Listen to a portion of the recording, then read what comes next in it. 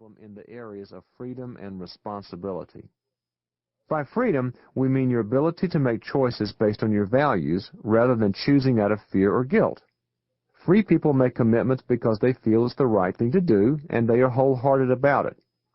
By responsibility, we mean your ability to execute your tasks in keeping the relationship healthy and loving, as well as being able to say no to things you shouldn't be responsible for. Responsible people shoulder their part of the dating relationship, but they don't tolerate harmful or inappropriate behavior. Dating is ultimately about love.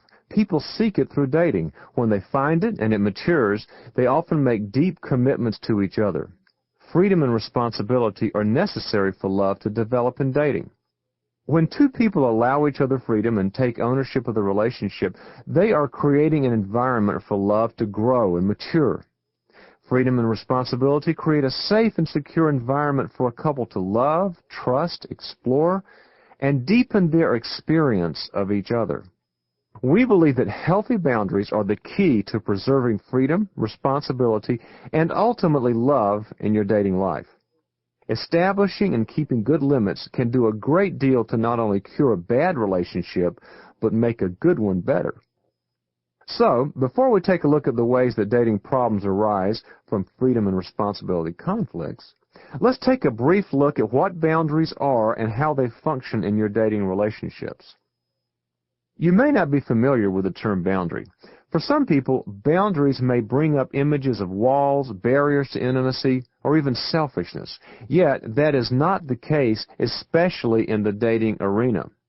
If you understand what boundaries are and do, they can be one of the most helpful tools in your life to develop love, responsibility, and freedom.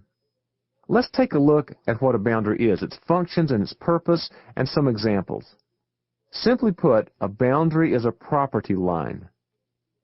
Just as a physical fence marks out where your yard ends and your neighbor's begins, a personal boundary distinguishes what is your emotional or personal property and what belongs to someone else. You can't see your own boundary.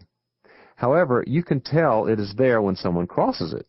When another person tries to control you, tries to get too close to you, or asks you to do something you don't think is right, you should feel some sense of protest.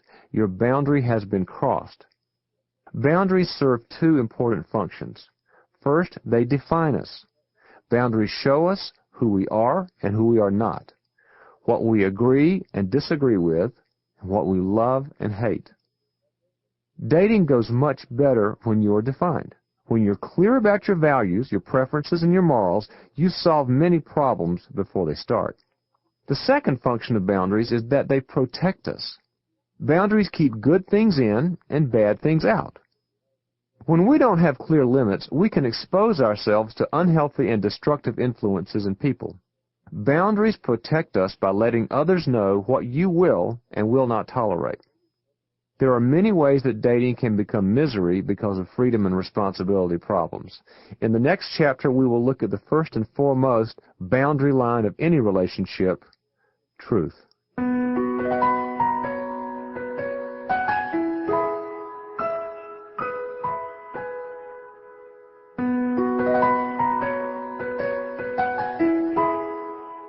Require and embody truth.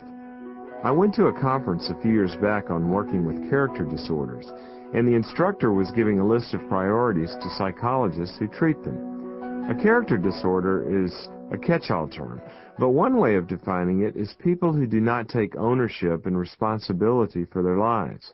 I will never forget what the instructor said about the number one priority, other than protecting your personal safety, when treating character disorders. What he said was this: as soon as there is any kind of deception, stop everything. Where there is deception, there is no relationship. It was wise training and good counsel from a very experienced leader in the field. Truthfulness is everything. While essential in the therapeutic relationship, honesty is the bedrock of dating and marriage as well. I was listening to a client tell her story the other day. Her marriage was torn asunder by an affair.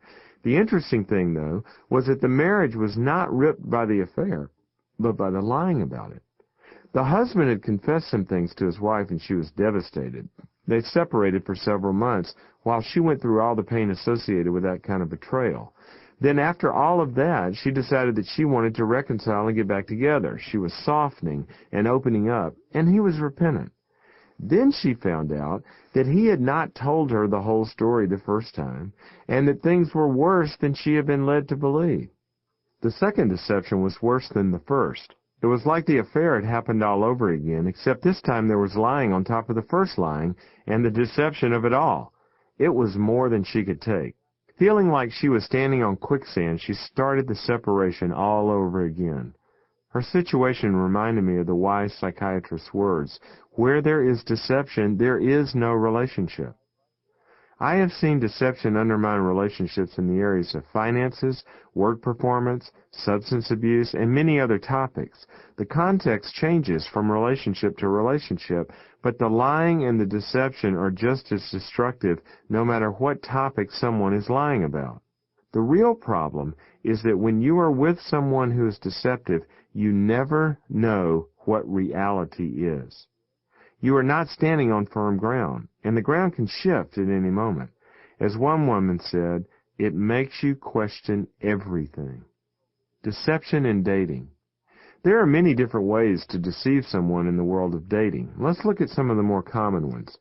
First, deception about your relationship. Karen liked Matt a lot, but after a few months of dating, she realized that the relationship was not going anywhere long term. She liked having him around, but Matt was getting more serious than she was in his feelings for her. He had stopped going out with other people and was beginning to treat her like a real girlfriend. At first, she was uncomfortable with his seriousness, but she tried to ignore the feeling.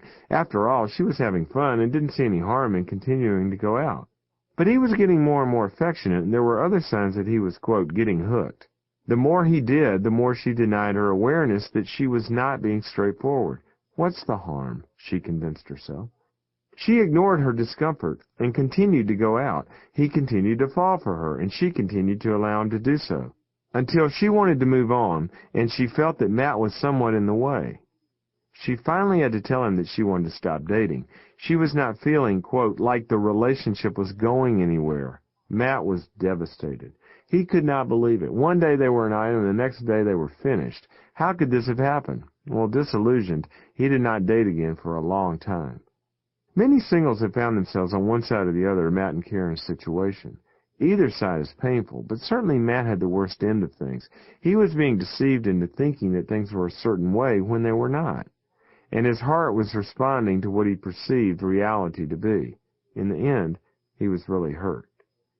There's nothing wrong with dating someone, enjoying their company, and finding out where a relationship is going to go. There's no way to know that ahead of time. That's almost a definition of the dating circumstance. But as soon as someone is sure that the dating is not going where another person thinks or hopes that it is, that person has a responsibility to tell the other one clearly and honestly. Anything less is deceitful and harmful. Deception about being friends. Number 2.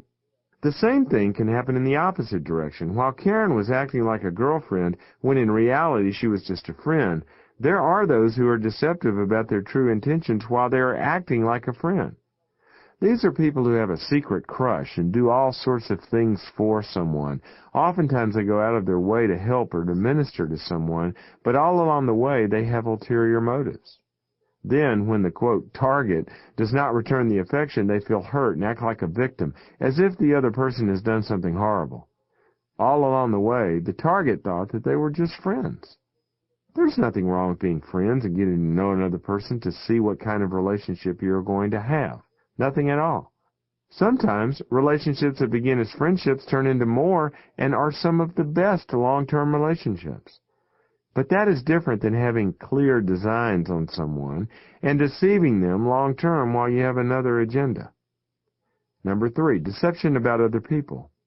Sometimes people deceive each other about the nature of other people in their lives.